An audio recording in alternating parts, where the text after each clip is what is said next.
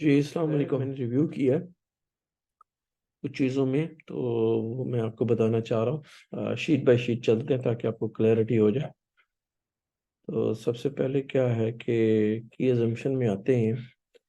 कल आपने रेट जो लिखा हुआ था वो में शायद 4 पॉइंट समथिंग था। अभी आपने लिखा है ट्रैफिक एक्सीडेंट फ्रॉड डिटेक्शन 7.3।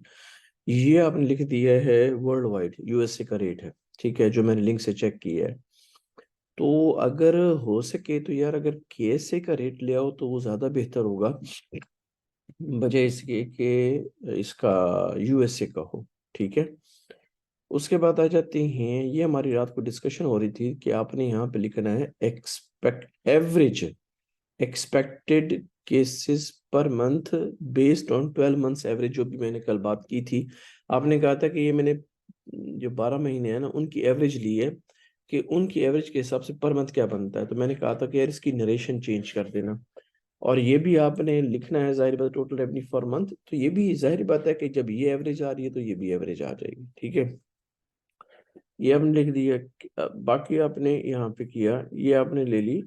अगर हो सके तो यहाँ पे आप लिख दो इनकम स्टेटमेंट अजम्पशन। ओके, ठीक है, वो सही है, ये लिखा हुआ है। नेक्स्ट आ जाते हैं केसेस ग्रोथ इन परसेंटेज। अगर आप इसको लिख दो कि क्या कहते हैं, case cases growth rate in percentage, वो ज्यादा बेहतर हो जाएगा। बाकी आपने इसकी फॉरकास्टिंग की 2 साल से, ठीक है, 2 3 4, लेकिन किसी जगह आप फर्स्ट ईयर से भी स्टार्ट हो गए हो, तो इस चीज को आप अलाइन कर लो। दूसरा हमने लिखा केसेस ग्रोथ इन नंबर्स। ठीक है, ये आप ले आए। अब ये जो है मेरे ख्याल में शायद आपने नंबर चेंज नहीं किया, इसका शायद लिंक प्रॉपर लग नहीं लगा हुआ है, कुछ ऐसे है। अगर ये 10,481 आ रहे हैं, और अगर आप रेवेन्यू में चाहते हो तो वहाँ पे आपके पास रेवेन्यू में, यहाँ पे अगर मैं शीट चेक करना चाहूँ तो जाहिर बात है अपेंडिक्स की मुझे शीट भी नहीं मिल रही। क्या कहते हैं, अगर आप ये देखो, एक तो यहाँ पे आपके पास आ गया, ये जो आ रहे हैं केसेस टोटल आ रहे हैं, सही है, आप इसको देख सकते हो। ये आ गया जी, 9,104 आ रहे हैं। ठीक है, मैं इसी वजह से इसको कर रहा हूँ। और यहाँ पे आप जो दे रहे हो, ठीक है, वो आ रहा है 10,481। ठीक है, तो ये दूसरा साल है, वो पहला साल है। और उसके दूसरे साल में भी फर्क है, तो ये भी आप चेक कर लो कि वो किस तरह आप कर सकते हो। ये देखो दूसरा साल इसका आया, ये 10,481। ठीक है, ये बराबर हो गया। मेरा क्वेश्चन ये है कि अगर आप पहले साल से फॉरकास्ट बना रहे हो, ठीक है, ये रिकंसाइल करेंगे नंबर, तो यहाँ पे अजम्पशन के अंदर आप पहला साल भी यहाँ मेंशन कर दो, इसका भी पहला साल मेंशन कर दो, क्योंकि जब ही आप ग्रोथ ले रहे हो पहले साल से, क्योंकि दूसरे साल से तो नहीं ले रहे, तो यहाँ पहला पहला साल दोनों का आएगा, वो आप मेंशन कर दो। और इसका भी जाहिर बात है पहला साल आएगा, क्योंकि पहले साल से ही आप ग्रोथ रेट लगा रहे हो। ठीक है, अब ये जो परसेंटेज आपने लिखी है, यहाँ पे नरेशन आपने उसकी कोई ऐसी नहीं दी। आप यहाँ पे नरेशन दो कि यानी कि operating expense in percentage term by considering, जो भी है ब्रैकेट में लिख दो इन्फ्लेशन इन ग्रोथ रेट, जो भी है आप लिखना चाहो, क्योंकि ये 2 पॉइंट इन्फ्लेशन रेट है सारा। सही है, 8% से आप सैलरी बढ़ा रहे हो, जिसके अंदर 5 6% से आप नीचे दे रहे हो कि जी यहाँ पे आप देखो, यहाँ पे आ रहे हो, यहाँ पे लिख रही हो a growth rate of 8% is incorporated in salaries. ठीक है, which include salary increment of 6% and inflation 2%। तो मेरे भाई उस हिसाब से तो 8.8 होना चाहिए। आप क्या कर रहे हो, यहाँ पे आप 8%, 8%, 8%, 8%, तो इस चीज को भी देख लो आप। उसके बाद क्या है, ये यहाँ पे भी आप मेंशन करो कि भाई आप जो ये जो परसेंटेज ले रहे हो किस चीज की ले रहे हो, ऑपरेटिंग। देखो, अब कोशिश करो जो भी आप चीज लिखो वो सारी की सारी या तो फॉरकास्ट है या प्रोजेक्शन है। ठीक है, अगर आप ये सिंपली ऑपरेटिंग एक्सपेंस लिख दोगे, प्रोजेक्टेड ऑपरेटिंग एक्सपेंस नहीं लिखोगे, तो वो मीनिंग डिफरेंट हो जाएगा। हो सकता है वो कि समझें कि यार पता नहीं क्या है, एक्चुअल तो नहीं कहेंगे लेकिन वो उनके जेहन में थोड़ा सा आएगा क्लाइंट के कि यार ये इसको हम क्या समझें, तो इसको प्रोजेक्टेड ऑपरेटिंग एक्सपेंस आगे ब्रैकेट में लिख दो, इन्फ्लेशन प्लस जो भी आप उसका लगाना चाहो, ग्रोथ रेट, ये जो भी आप लगाना चाहो तो वो भी आप लिख सकते हो कि जी 5% हमने ये अज्यूम कर लिया, ठीक है। एडवर्टाइजिंग एंड मार्केटिंग एक्सपेंस, तो इसमें अगर आपने कर लिया है, ये आपने 5% अज्यूम किया है, आया इस पे इन्फ्लेशन नहीं लगाओगे, ये नहीं बढ़ेगा 2.8% के हिसाब से, इसका रेट भी ठीक नहीं है, ये भी सही कर लो, सही है। तो इसकी नरेशन ऐसी दो जो कि लगे पढ़ने में, जैसे मिसाल के तौर पर हमने यहाँ पे लिखा केसेस ग्रोथ इन नंबर, बड़ा क्लियर हो रहा है। अच्छा, cases growth rate in percentage number, बड़ा क्लियर हो रहा है। इसी तरह मेरे भाई इसका भी ऐसे कोई लिखो ताकि हमें वो समझ आए, क्लाइंट को समझ आए, आपसे पूछने की जरूरत ना पड़े। उसके बाद मैंने रात को ये कहा था आपको कि यार इसके 2 सब कॉलम बना लो, तो वो भी आपने नहीं बनाए रिवाइज के अंदर। यहाँ पे आ जाते हैं, ये तो मैंने आपको पहले पॉइंट आउट कर दिया है कि अगर आपको यूके से मार्केट का मिले वो ज्यादा बेहतर है, ठीक है, ये मैंने पॉइंट आउट कर दिया, ठीक है। अच्छा, उसके बाद ये तो खैर आपने वो नोट दोनों के हिसाब से दिया हुआ है ना, ठीक है। फाइनेंशियल हाइलाइट्स में आ जाते हैं, ठीक है। इसमें आप ये देखो कि यहाँ पे आप ईयर 1 दोनों का दे रहे हो फाइनेंशियल हाइलाइट्स के अंदर, ठीक है। और यहाँ पे आप फॉरकास्ट लिख रहे हो, यहाँ पे फॉरकास्ट लिख रहे हो, मेरे भाई इसको भी फॉरकास्ट लिख दो। उसकी वजह ये है कि सेम वही चीज है, हमें इस तरह के कहते हैं देना है कि डाटा के जो ज्यादा अच्छा लगे, क्योंकि अगर मैंने पेस्ट कर दिया यहाँ पे तो यहाँ एवरेज है, टोटल है, थोड़ा सा फर्क आ जाएगा। इसको देखो, यहाँ पे भी आप क्या करो, ये फॉरकास्टेड है मेरे भाई, ये इसको फॉरकास्टेड लिखो, और ये भी आप फॉरकास्टेड एवरेज लिख सकते हो, तो वो ज्यादा बेहतर है, क्योंकि नाम से ना जाहिर होना चाहिए, सेल्फ एक्सप्लेनेटरी होना चाहिए, क्लाइंट को पूछने की जरूरत ही ना पड़े यार।